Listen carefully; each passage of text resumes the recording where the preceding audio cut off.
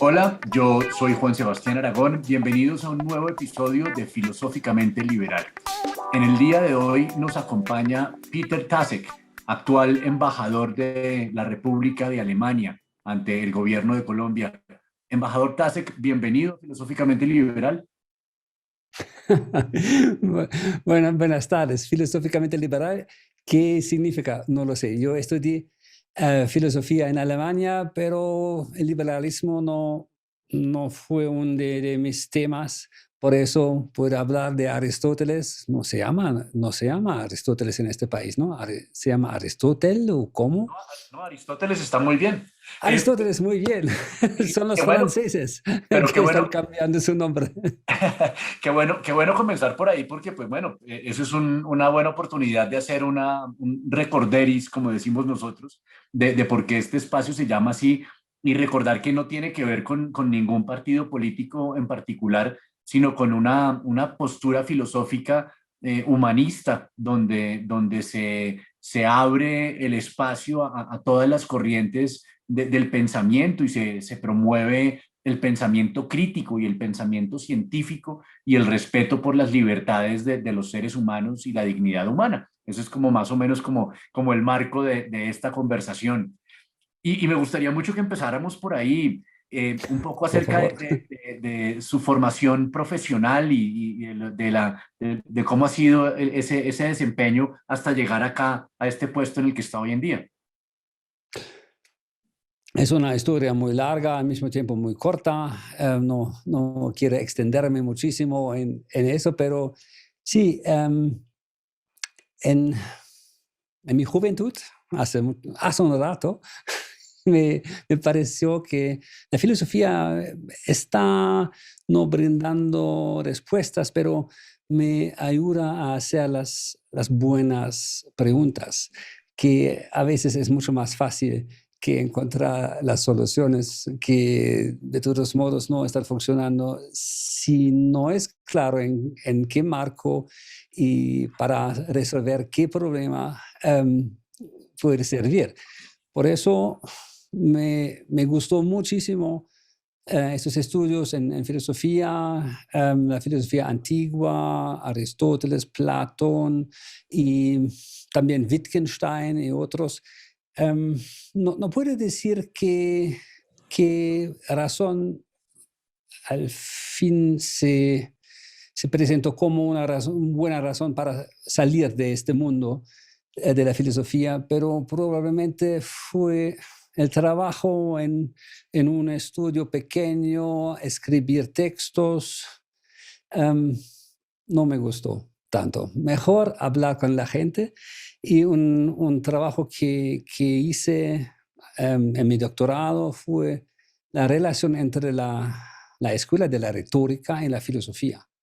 Había un combate, una lucha entre ellos, quién está brindando la educación mejor. Y la retórica dijo, yo puedo manipular a todos y por eso es más poderoso lo que yo puedo enseñar. Y la filosofía dijo, no, es muy malo. Si no sabes qué es el bueno para ti mismo, no puedes enseñar a nadie. Y este inicio de la historia de la filosofía me pareció interesante porque en este momento se ha separado de lo retórico, de lo que tiene que ver con hablar con la gente, convencer, encontrar argumentos, porque en contextos prácticos el problema es que la verdad no ayuda. Sí, porque todo es sujeto a perspectivas diferentes. Ver una cosa de una perspectiva lleva a otras consecuencias que ver la misma cosa de una otra perspectiva. Y por eso me fascinó lo que dijo Aristóteles, que en el marco político importan todos. No es que una persona excelente pueda decir lo que haya que hacer, pero cada uno está contribuyendo su perspectiva a la cosa Y de esta manera todos juntos van a encontrar una solución, van a tomar una solución mejor que un ser humano excelente, pero sin contexto, sin vincularse con los demás. Las cosas no, no están así o así, pero en contextos prácticos, políticos, eso es cambiando y nunca tenemos el conocimiento suficiente para tomar una decisión basada en una certeza absoluta. Eso es el problema y al mismo tiempo es la oportunidad. Es la solución. Ese concepto me parece muy interesante y de eso habla Michael Sandel, este profesor de filosofía política de la Universidad de Harvard, en su último libro que se llama La tiranía de la meritocracia.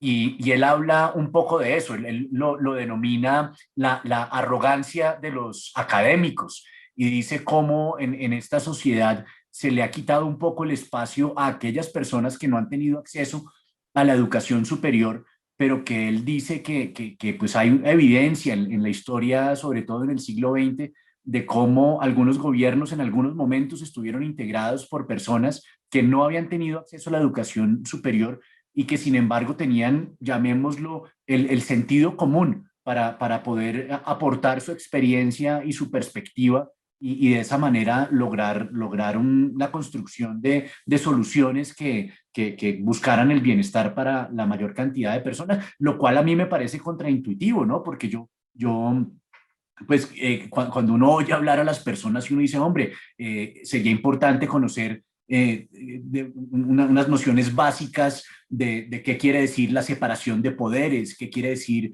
el sistema de pesos y contrapesos, por qué se habla de la presunción de inocencia, del debido proceso, una cantidad de cosas que tal vez no, si no se enseñan, no veo cómo la gente las pueda conocer y que tienen una importancia para tomar esas decisiones que beneficien a la mayoría. ¿Qué opina usted de eso? Nadie está solo en el mundo. Hay un contexto de otras personas, hay instituciones. El Estado está basado en muchas instituciones y sin saber quisiera de lo que está pasando en un Estado no es tan fácil manejar todo eso. Por eso me parece que no se necesita necesitan unos estudios especiales para gobernar. Gobernar es saber hacer las cosas, tomar consejos y tener un conocimiento de los procesos políticos. No entendí perfectamente qué quiere decir este profesor, que sí o no se necesitan expertos, pero la expertise no es suficiente para gobernar. Gobernar es darse cuenta de la situación en la cual se encuentra un país, tener conocimiento de las fuerzas en la sociedad, de las empresas. Es un contexto muy complejo. En esta complejidad, uno no puede hacer un cálculo como matemático para decir la solución es 23 o algo así. El entendimiento de procesos es clave en la política. Para si quiero llevar a cabo un proyecto, tengo que encontrar a aliados, personas que tienen el mismo interés, no dañar a los intereses de otras personas. Y eso, un consenso no cae del cielo, un consenso puede ser, nunca se va a lograr, un consenso perfecto, pero la solución en una situación dada se compone de muchos elementos y estos muchos elementos una persona sola no puede resolver o componer. Por eso tenemos parlamentos, sí, tenemos ministerios, tenemos alcaldes, alcaldías. La complejidad de todo eso es desbordante, es demasiado grande. En estados que han tratado de manejar todo de una manera detallada, a veces el comunismo hizo este error, se ha mostrado que esta complejidad no puede manejarse y está llevando a consecuencias muy, muy malas porque la contribución activa de cada ciudadano no se está tomando en cuenta. De acuerdo, de acuerdo. Y eso me lleva a preguntarle lo siguiente, sobre todo desde su posición como filósofo, y es, ¿qué tan importante es la enseñanza de la filosofía dentro del sistema educativo? Y hablo desde incluso desde la educación básica, desde los niños, porque en mi experiencia lo que yo tuve en el colegio fue un curso muy breve, de muy baja intensidad, que realmente era una pequeña historia de la filosofía, pero yo siento que la filosofía nos puede dar una forma de comunicarnos entre nosotros mucho más efectiva y que yo no la vi presente en mi experiencia educativa a nivel básico y secundario. Eso, ¿cómo es en su país y cómo cree que debería ser? Estudiar la historia de la música no lleva a buenos músicos. Y estudiar la filosofía, la historia de la filosofía no nos transforma en filósofos. El primer contacto con textos filosóficos puede ser una puerta que se abre porque me interesa de qué están hablando, por qué es tan importante saberlo. Y hay otras personas que dicen, todo eso no me dice nada. Para mí son las cifras, es la matemática o son los idiomas. En el contexto educativo, en el colegio puede ser un contacto con la filosofía no hace daño. Es para ver si puede despertar un interés o no. A veces se logra, a veces no se logra. Y quitarlo no está aumentando la riqueza de la educación, pero tampoco es una gran catástrofe. Es una oportunidad que se pierde sin esta oferta en el colegio. Nosotros tuvimos clases de filosofía en el colegio. A decir verdad, esas clases no fueron excelentes. Pero a pesar de eso, yo tomé la decisión de ver un poco en más detalle qué es la filosofía y por qué es interesante. Y para mí eso funcionó. Para otros no. Y al fin, como dije, llegué a una conclusión que sí es importante saber todo eso, pero después hay que hacer las cosas. Esa fue mi conclusión personal. Usted ahora hablaba de los errores que cometió el comunismo al querer, digamos que asumir la totalidad de las decisiones de todo lo que pasa en una comunidad. Mm, ese es un rango amplio donde uno encuentra, qué sé yo, de un lado una monarquía absoluta y del otro lado una dictadura comunista, y en la mitad están todos los demás experimentos. Por lo menos en este país en el que me ha tocado nacer y vivir, yo lo que observo es que la gente muchas veces se enfrenta de una manera muy pasional con unas ideas de izquierda y de derecha que yo muchas veces no veo muy claro. No sé si nosotros entendemos qué quiere decir derecha o qué queremos decir nosotros cuando hablamos de derecha y qué queremos decir nosotros cuando hablamos de izquierda. También hay lugares comunes donde se mezcla comunismo con socialismo y claro, como es el discurso de países vecinos que han tenido experimentos que muchos de nosotros no queremos repetir, yo creo que también eso distorsiona un poco la información acerca de cómo funcionan las cosas en la mayoría de países europeos, donde el Estado sí conserva el monopolio en algunas áreas de, de actividades sociales como la educación, como la salud, quizás el transporte. Desde su posición, sobre todo como filósofo, ¿qué, ¿qué nos podría decir acerca de qué entiende por derecha, por izquierda y por esta forma como se organizan los países y de las cosas que hace el Estado en la vida de los ciudadanos? Ah, em, hay muchas cosas que me lleguen a la mente. Em, Hablando de una manera muy abierta, a veces me parece que esta discusión entre izquierda y derecha en este país no tiene nada que ver ni con la izquierda ni con la derecha, pero tengo mi opinión y lo que está pensando el otro debe ser izquierdista o derechista y no es vinculado con el contenido, es el enemigo, es el otro, es lo que no me gusta.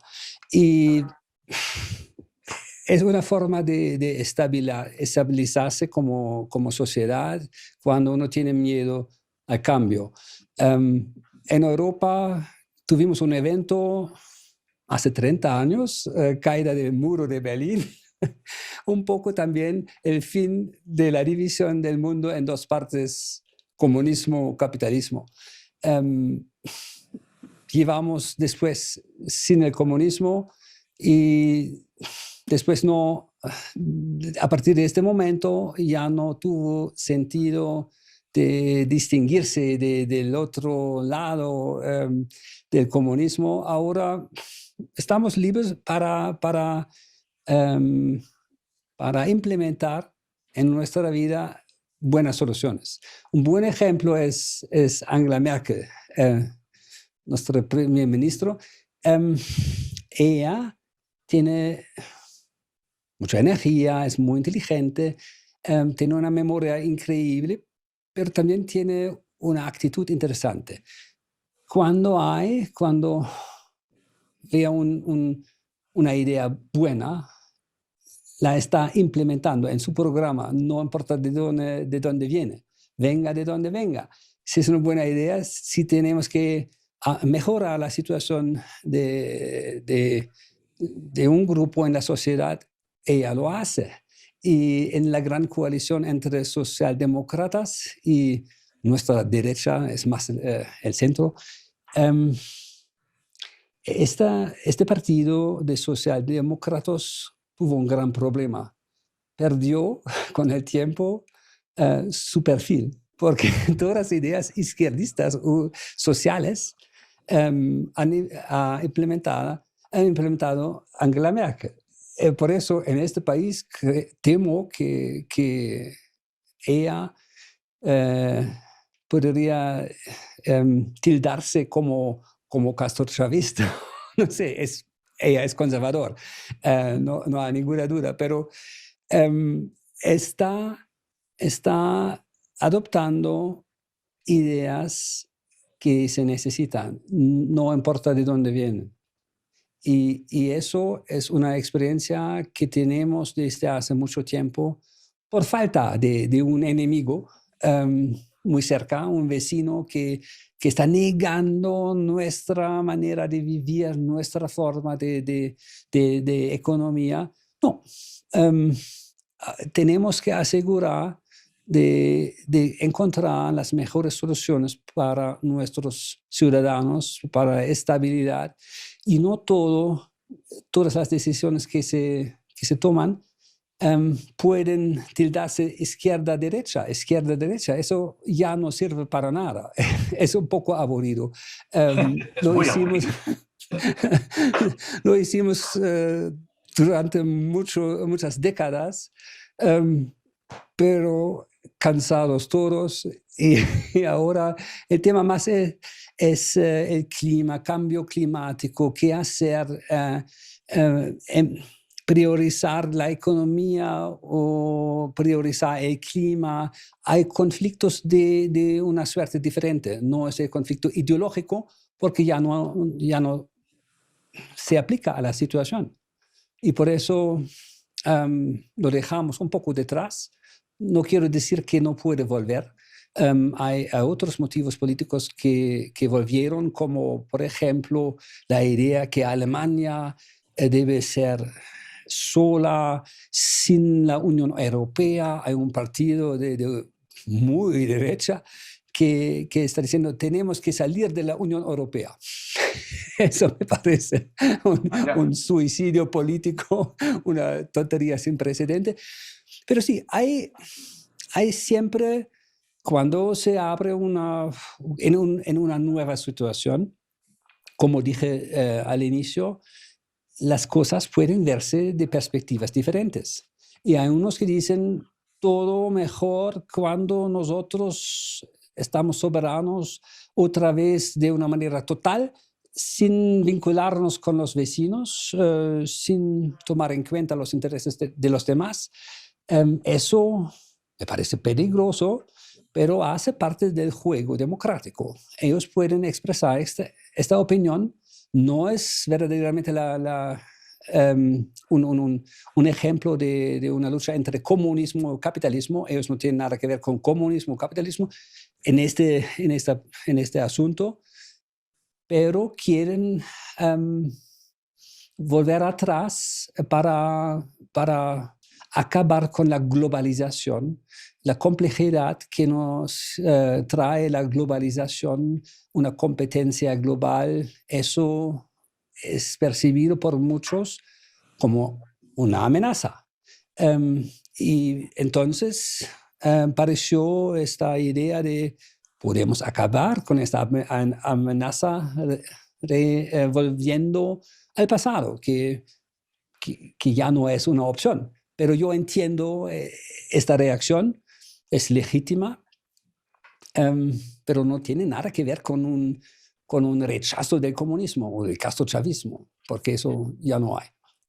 Eso lo expone muy bien un filósofo que murió hace un par de años, que se llamó Zygmunt Bauman, y él hablaba pues como precisamente de esa incapacidad que tienen los políticos locales de poder resolver con el poder local unos problemas que son hoy en día globales, y que eso es una discusión que se está dando en muchas partes del mundo y que de cierta manera incluso explica el fenómeno de la presidencia de Trump en los Estados Unidos, con un sector de la población muy representativo que lo que quería era básicamente eso, ¿no? Volver al pasado y poder traer toda esa industria que se fue hacia el sudeste asiático, volver a traer todas esas fábricas al territorio norteamericano y poder recuperar todo ese trabajo que habían perdido. Pero claro, hoy en día pues yo creo que la globalización, con sus cosas buenas y sus cosas malas, es un fenómeno que es muy difícil de devolver. A mí me interesa que hablemos mucho de dos cosas que el pueblo alemán ha vivido, sobre todo en el siglo pasado, que me parecen muy dignas de compartir. Empecemos primero por lo que sucedió en los 90 con la caída del muro de Berlín y ese proceso de volver a integrar dos países que fueron dos países durante un breve lapso, porque era un país, un idioma, una cultura, una familia que se vio dividido durante unas décadas por un sistema político y por unas circunstancias geopolíticas particulares, pero que crearon unos retos muy importantes. ¿Y cómo fue ese proceso de volver a integrar esas dos comunidades alemanas a principios de los 90? El corto de la separación no fue tan corto. Se trató de 4 décadas, es mucho. Y yo nací unos meses después de la construcción de este muro de Berlín. Por eso para mí se vio normal. Eso fue la normalidad. Y hablando con amigos en París en los años 80, yo tuve una experiencia interesante. Ellos me dijeron, pero ¿cómo puedes aceptar este hecho de una patria dividida en 2 partes? Y yo dije, pero mi patria es la República Federal de Alemania. Y no tuve tantos contactos con personas en la otra parte de Alemania, en la otra Alemania. Y por No eso había no había ningún tipo de intercambio constante, no se podía ir allá, no venía gente de allá. Sí, sí, sí, sí.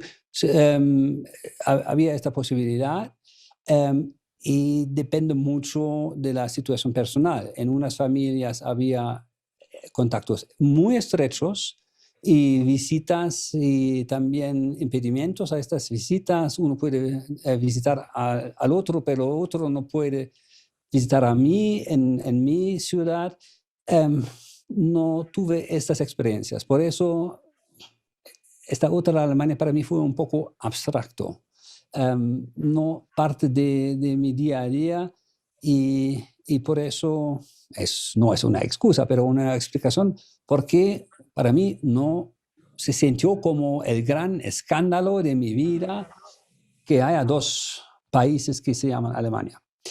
Um, en el momento de la reunificación, que, que fue posible solamente por un trabajo que se hizo mucho tiempo antes en la creación de la Unión Europea, en la cual Alemania encontró su lugar político sin dar miedo a nadie. Porque antes, desde hace 1871, Alemania dio miedo a sus vecinos. Y solamente tras dos guerras mundiales ha confirmado que sí, uno tiene que tener miedo a Alemania. Lo que cambió solamente con la idea de la creación de una unión en la cual estamos compartiendo la soberanía. No tenemos un control total de lo que se necesita para entrar en una guerra. El carbón, por ejemplo, hemos puesto bajo control de la comunidad. Y para nosotros eso fue un gran regalo. Nos sentimos libres y aceptados y integrados. Y eso fue el gran argumento para los otros aliados en esta situación de no rechazar esta idea de la reunificación. No todos fueron muy entusiasmados en el momento, pero Estados Unidos dijeron, sí, es la idea de libertad, tenemos que apoyarlo. Y los franceses necesitaron un momento, decimos, pero al fin, con el apoyo de todos, pudimos celebrar la reunificación en el marco europeo. Sin eso no se hubiera logrado, yo estoy convencido. El trabajo que se hizo de la reunificación que se hizo en unos meses, es increíble que tan rápido se hizo eso. El trabajo de la unificación externa se hizo de la noche a la mañana, casi. El otro trabajo de la reunificación de la unidad interna todavía sigue vigente. ¿Está en proceso todavía, 30 años después? Sí, sí, sí, sí, sí, sí. Uno tiene que darse cuenta de las diferencias en la cultura, en las experiencias, los viajes, los amigos, todo diferente. Eso fue una Alemania sin contacto con el mundo occidental. Y solamente en este momento yo me di cuenta de la incidencia que tuvieron, por ejemplo, los Estados Unidos en nuestra cultura, televisión, todo marcado muy profundamente por una influencia de Estados Unidos, de este espíritu. Y para la gente en la Alemania oriental no fue fácil. Se sintió probablemente un poco como la negación de todo que han hecho hasta este momento. Ya no valen, ya no tienen ningún valor. Sus experiencias no cuentan. Y eso fue un poco el sentimiento de muchos en la otra parte de Alemania. Y necesitamos un rato para aprender que sí, había unas ventajas, por ejemplo, lo que hemos copiado en los primeros años de la Alemania reunificada, por ejemplo, los guardias infantiles. En Alemania había, pero muy pocas. En la Alemania federal. En Alemania Federal muy pocas, porque normalmente en la familia muy tradicional, el hombre está trabajando, su esposa está cuidando a los niños se encuentra en la cocina. Eso fue un poco la realidad. Increíble. A pesar de todo lo que hicimos, pero eso fue la gran mayoría. Y con esta experiencia de la reunificación, la experiencia de las mujeres de la Alemania Oriental, que trabajaban todas, que tuvieron una conciencia de sus posibilidades muy fuerte. Las mujeres en nuestra parte de Alemania dijeron, ¿por qué no tenemos las mismas oportunidades? ¿Y por qué el Estado no está brindando cupos en las guardias infantiles? ¿Y por qué no tenemos eso? ¿No? Y se ve en una larga serie de leyes que se daron en los años 90, todas inspiradas por la Alemania Oriental y una forma de vida diferente, más moderna y más basada en el trabajo de ambos, en una casa, no solamente los hombres, pero las mujeres también.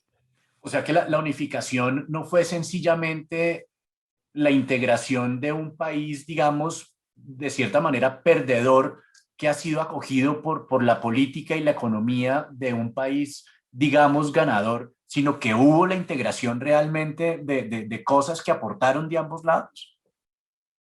Sí y no.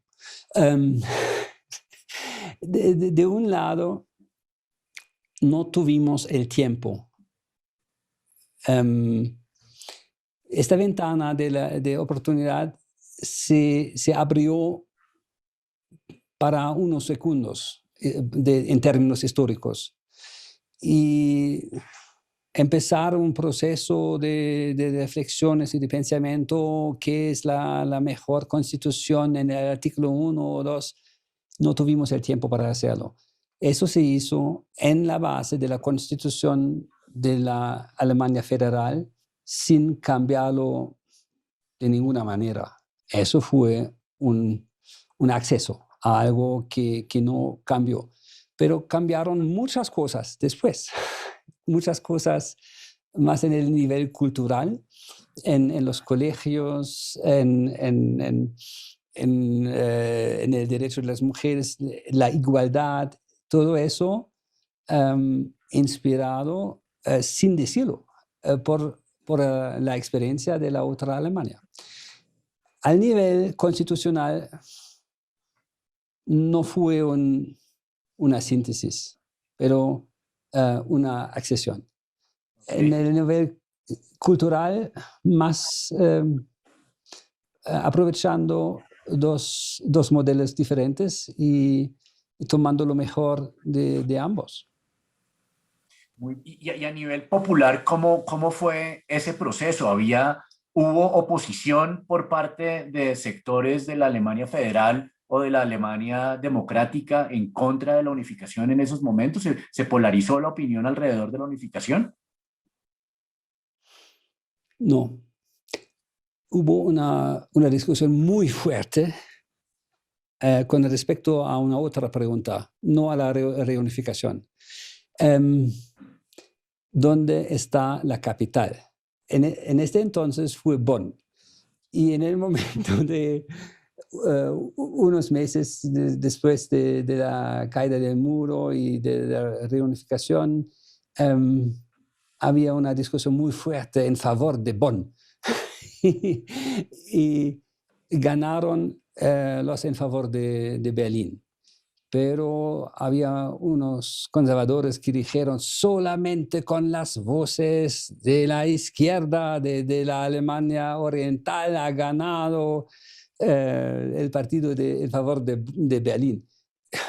Si, si estamos escuchando las grabaciones de entonces, uno se está preguntando, ¿se volvieron locos todos? ¿No? ¿Qué hacer en este Bonn, en este pueblo muy cómodo, pero muy pequeño? Pero eso muestra que en las cabezas de muchos no fue tan fácil aceptar este cambio histórico que llevó a una Alemania diferente, más consciente, más responsable, pero también en Berlín. Y la reunificación en sí no ha podido ser un problema por falta de tiempo. Eso ocurrió tan rápido. En enero, por ejemplo, el canciller, nosotros llamamos canciller, el primer ministro, presentó un plan de 10 puntos, como durante una fase muy larga de coexistencia de las dos Alemanias podríamos aprofundir nuestra cooperación. Y este plan, que se vio muy valiente y muy ambicioso en el momento de la presentación, 3 semanas después se vio como un documento de la antigüedad de hace 100 años. La aceleración increíble de los eventos no nos permitió de pensar en sí o no. Sí había un partido, los socialdemócratas, que tuvieron un candidato para las elecciones en Alemania que tuvo un problema con esta reunificación. No quiso decir estoy en favor y por no hacer daño a su campaña electoral, tampoco quiso decir estoy contra. No dijo nada y él pagó un precio muy alto en las elecciones. Perdió de una manera espectacular, porque la gente esperó respuestas de los políticos. ¿Qué hacer con eso? Aprovechar esta oportunidad o perderse este momento. Y el Partido Socialdemócrata en este momento tuvo un líder que sí, ha preferido perderse de esta oportunidad, pero perdió en las elecciones. Ustedes tienen un régimen que es muy común en Europa, que es muy distinto al que tenemos aquí en América Latina. Nosotros tenemos unos regímenes que son presidencialistas y ustedes tienen unos regímenes parlamentarios. ¿Cómo, cómo es esa diferencia para la gente que nos está oyendo y cómo es la participación democrática? Porque yo lo que percibo entre nosotros es que decimos defender la democracia siempre y cuando no sea muy democrática, ¿cierto? Somos bastante intolerantes con ciertas posiciones políticas, pero sin embargo creo que tiene que haber unas reglas del juego en las que sí todos tenemos que estar de acuerdo, ¿cierto?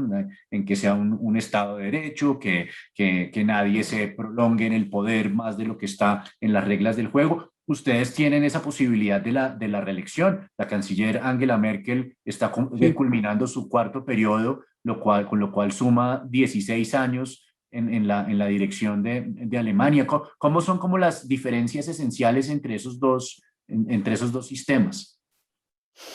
Oh, hay muchas diferencias. No es necesariamente una específico para, en el caso de Europa. En Francia, los partidos tienen un papel mucho más débil. En Alemania, la democracia está basada en partidos. Partidos tienen una larga tradición. Partidos normalmente sobreviven los candidatos, los presidentes, los líderes de sus partidos porque tienen un programa, tienen unos ejes importantes, prioridad en la economía o en derechos humanos o en medio ambiente. Y eso facilita a los ciudadanos de ubicarse en este espacio político.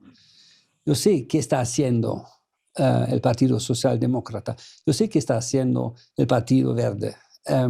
Y el Partido Verde mismo, que ahora tiene unos 40 años y se considera un partido joven en Alemania, joven con 40 años, empezó con un movimiento de los ciudadanos en protestas, en manifestaciones contra la energía nuclear, contra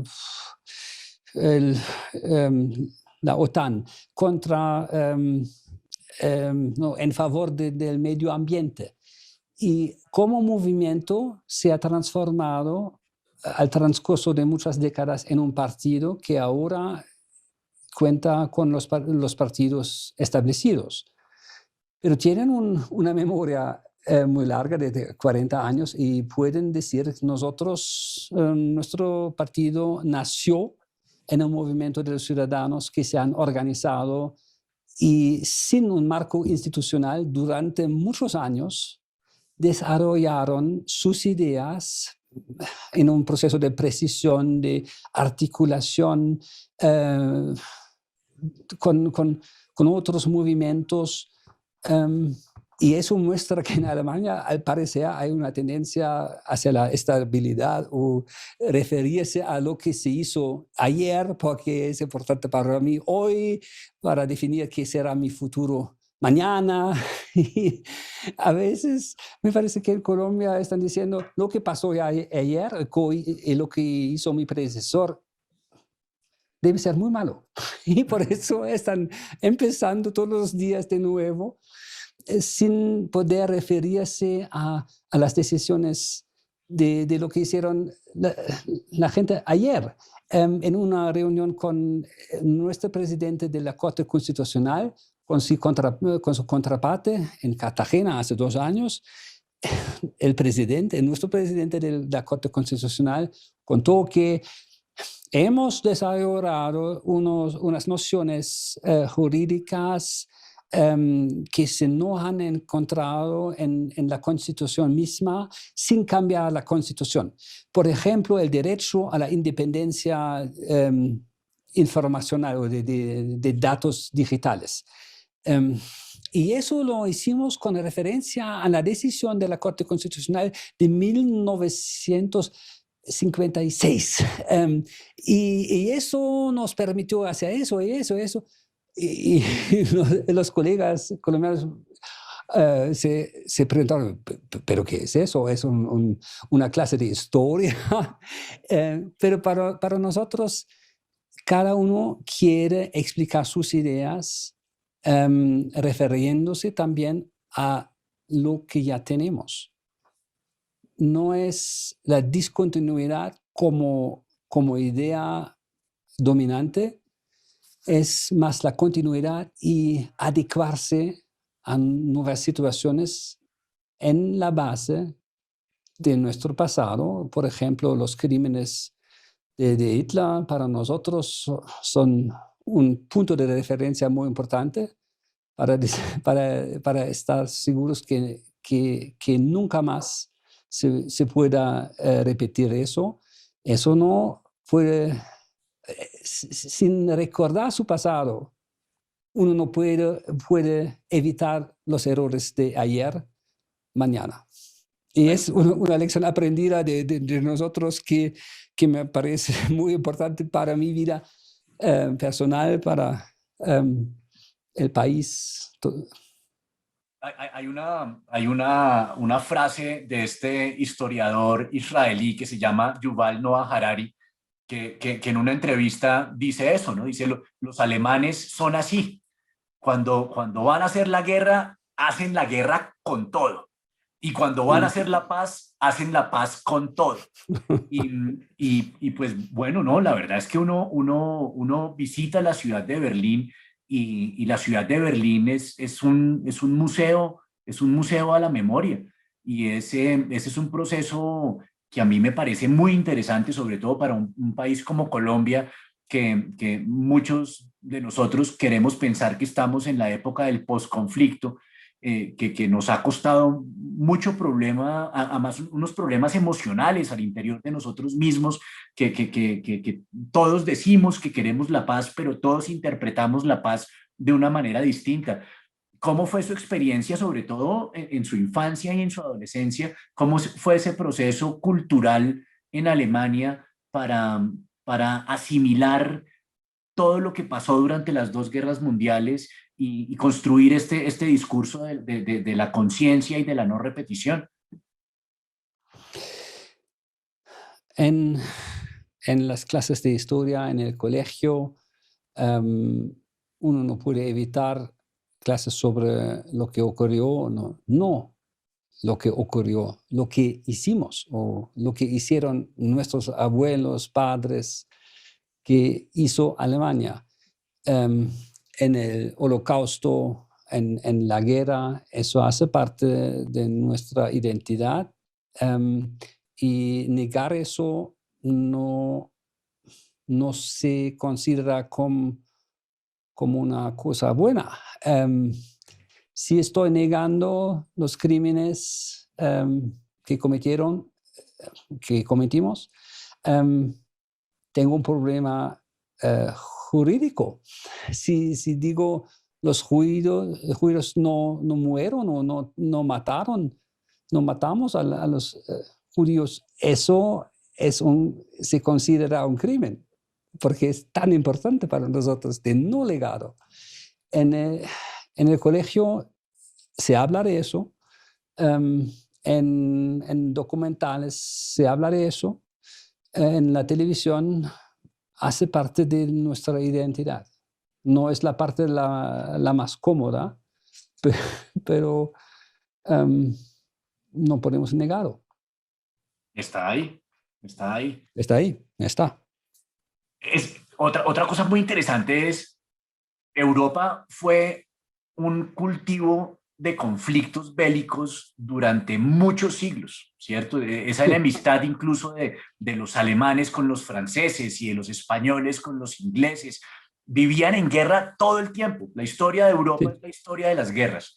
Y sin embargo, en el siglo XX, tal vez a raíz de las dos guerras mundiales, los europeos han logrado una cosa maravillosa y es crear esta comunidad económica y política teniendo idiomas distintos, economías distintas, una cantidad de aspectos culturales distintos que a mí personalmente me produce una envidia enorme porque desde México hasta Argentina tenemos un gran territorio donde todos hablamos castellano, donde la mayoría son de la religión católica, donde tenemos incluso muchos de nuestros problemas más coyunturales los compartimos entre todos nuestros países y sin embargo o sea, tendríamos una ventaja enorme por encima de Europa para lograr un mercado económico y político y cultural que abarcara todos esos países y no lo hemos logrado.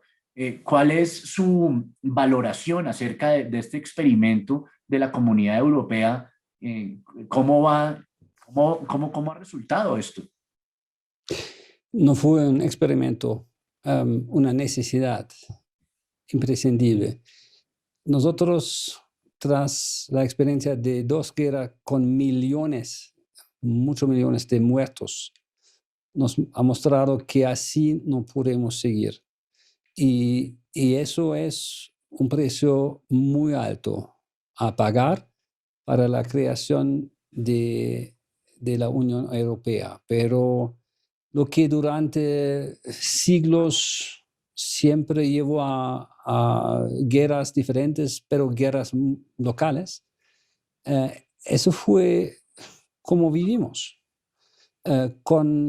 sin fronteras naturales, porque es un continente sin barreras. No hay una frontera natural que puede decir, que puede permitirnos decir, eso es una frontera natural, no voy a atacar porque no es mío. No, todo pareció interesante, puede robarme eso o eso, y así se lo hizo durante durante muchos siglos. Y, y la experiencia de las dos guerras fue la siguiente. Sabíamos que ahora se trata de arriesgar una tercera guerra que no vamos a sobrevivir o a hacer algo. Eso fue el detonante de una decisión a gran alcance, pero sin las guerras no estoy convencido que hubiéramos logrado eso. ¿Y cree usted que seamos capaces de dar el siguiente paso? Porque, por ejemplo, después de la caída del muro de Berlín y la disolución de la Unión Soviética, en el que quedó como este mundo con un solo polo liderado por los Estados Unidos y con el aparente triunfo del capitalismo, en un momento se estaba empezando como a pensar que los estados y que la cuestión pública era innecesaria, ¿no? Que el mercado puede resolver todo y que las empresas y las grandes corporaciones ya empiezan a tener incluso más poder que los países, que los poderes locales, pero ahora llega una maestra pandemia, como la llama el bailarín Álvaro Restrepo, la llama maestra pandemia, viene a enseñarnos o a recordarnos que esto del Estado sí tiene un sentido y sí tiene una necesidad. Pero vemos con interés y preocupación, por ejemplo, la forma como se han distribuido las vacunas a nivel mundial, y hemos visto que los países con gran capacidad económica han adquirido la inmensa mayoría de las vacunas ante un problema pues el virus no reconoce fronteras ni economías. ¿Será que vamos a ser capaces de dar ese siguiente paso de integrar una comunidad realmente global que procure ese bienestar para todas partes? Además, sin hablar de la inteligencia artificial y de otros fenómenos que pueden tener también repercusiones muy grandes en la forma en la que vivimos. En, en la historia de la Unión Europea sí había discusiones sobre qué forma tomará esta unión al fin. Un Estado o no un Estado, una federación. Hay buenas razones por qué no alcanzamos este nivel.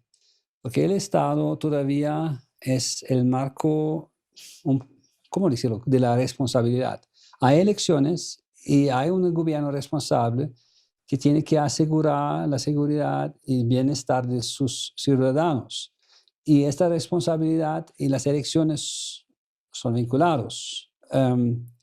Si no hay un vínculo democrático directo, no hay responsabilidad.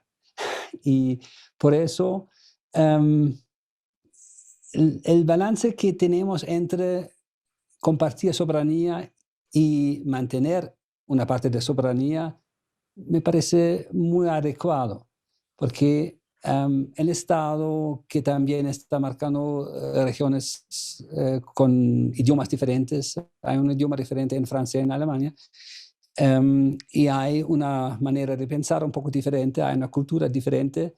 Podemos convivir como estados muy vinculados. No vivimos de una manera separada y no hemos construido el gran superestado. Eso puede hacerse en Estados Unidos, se hizo. Nosotros embarcamos en un proyecto diferente. Patrias independientes en un marco muy fuerte de cooperación. Y en el tema de la pandemia, sí, un desafío a todos, para todos. Y la Unión Europea al inicio no avanzó tan rápidamente con las vacunas y hubo mucha crítica porque los británicos lo están haciendo, porque ellos bloquearon la exportación de productos de Reino Unido también para resaltar que también es el Brexit, que es una tontería. Pero este egoísmo no compartimos. embarcamos en el multilateralismo. Alemania misma invirtió mucho dinero en la iniciativa COVAX, que proporciona vacunas gratuitas a más de 90 países en desarrollo. Colombia no es un país en desarrollo. Pero COVAX es un mecanismo que permite a muchos países, incluso a Colombia, y conseguir esta vacuna. No es gratuito porque Colombia es un país de renta media y por eso no es un país en estado de desarrollo. Nosotros aportamos 2.500 millones de euros a la lucha mundial contra la pandemia. 2.500 millones de euros, me parece mucho dinero. Y estamos trabajando estrechamente con países como Colombia en la reactivación económica, y el multilateralismo sí, a veces no es fácil, es complejo, pero para nosotros es la opción número uno. Y si necesita un poco más tiempo, necesita un poco más tiempo. No vamos a apostar por el egoísmo nacional. Sabemos que la gran mayoría de los desafíos que estamos enfrentando, como la pandemia y también el cambio climático, no puede resolverse a nivel local, nacional, tampoco europeo, pero son desafíos mundiales que necesitan respuestas globales, multilaterales. Que uno no escoge dónde nace ni cuándo nace, ¿cierto? Es una cuestión totalmente aleatoria. Normalmente no, sí, Normalmente correcto. no, que es una de las cosas que debería ser nuestra mayor inspiración para sentir empatía por aquellas personas que no nacen en la situación de privilegios en las que pudimos nacer algunos. Pero cómo es la expectativa de un niño que nace en Alemania? Me interesa particularmente el tema de la educación y de la salud, en contraste con lo que tenemos acá en Colombia. Ah, um, la situación de un niño en Alemania por el momento se encuentra en una buena situación. Depende un poco de la familia, si son refugiados que acabaron de llegar a Alemania hace 2 meses, la situación no es la misma de un niño que nació en una familia establecida, que no tiene problemas económicos. Sí. En Alemania, nosotros nos encontramos en un estado privilegiado, nos sentimos en una situación muy buena, pero todos están convencidos que para sus niños la situación será peor. Eso se muestra en encuestas, pensando en China, en la globalización, en la competencia global. Los alemanes dicen, para mí todo bien, para mis niños no sé. Okay. Y eso es un cierto pesimismo que rige en Alemania. Ha sido así siempre. A veces nos está motivando, todo está mal, tenemos que hacer algo. La educación es gratuita y universal. Sí, O sea, cualquier niño puede acceder a la gratuita y educación. universal. Sí, es gratuita y universal, incluso en las universidades. Países como Estados Unidos, Inglaterra, tienen 2 sistemas educativos. Tienen el sector privado y público. Nosotros casi no tenemos un sector privado, es casi todo público.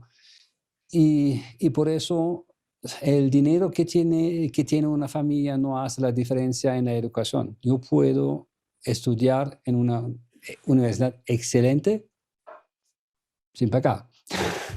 Hay la matrícula, pero no es tanto, es poco. La segunda pregunta no, es una petición. Si usted tuviera la oportunidad de tenernos a los cerca de 50 millones de colombianos sentados en un auditorio, ¿qué mensaje nos quisiera dar en este momento? El mensaje a todos los colombianos es que han logrado muchísimo en un proceso que no tiene el prestigio en este país que merece, que es el proceso de paz. Han logrado en muy poco tiempo muchísimo, pero se están siguiendo en polarización todos, lo que es normal. Uno puede tener opiniones diferentes si no lleva a lo que se estén matando.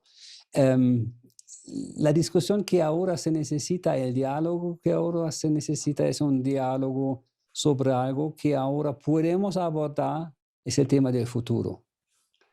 ¿Qué país quieren construir ustedes?